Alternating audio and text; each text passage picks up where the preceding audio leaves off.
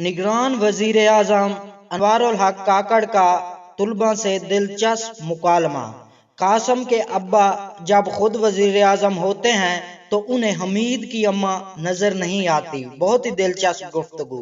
لاہور میں طلباء سے گفتگو کرتے ہوئے نگران وزیر اعظم انوار الحق کاکڑ سے سوال ہوا کہ گیلانی نواز شریف کو ہٹانا ہو تو عدالتیں رات 12 بجے بھی کھل جاتی ہیں، قاسم کے ابا کو گرفتار کروانا ہو تو عدالتیں رات 12 بجے بھی کھول دی جاتی ہیں، لیکن ریپ کے کیسز تاخیر کا شکار ہوتے رہتے ہیں۔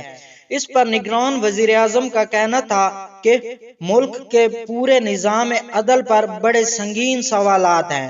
نظام عدل کو توجہ نہیں دیں گے تو اس میں کسی کا ابا ہو یا باجی ہو یا وہ خود ہو، محفوظ رہنا مشکل ہے۔ نگران وزیر اعظم انوار الحق کاکڑ کا کہنا تھا کہ مسئلہ یہ ہے کہ قاسم کے ابا خود ہوں تو ان کو حمید کی اماں بالکل نظر نہیں آ رہی ہوتی۔ اس رویے میں تبدیلی کی ضرورت ہے۔ میں آج ہوں تو مجھے سب کچھ درست نظر آ رہا ہے، کل آپ ہوں گے تو مجھے کچھ درست نظر نہیں آئے گا، پھر ناموں کے جھگڑے میں پڑ جاتے ہیں، خود ہوں تو سب درست، دوسرا ہو تو سب غلط۔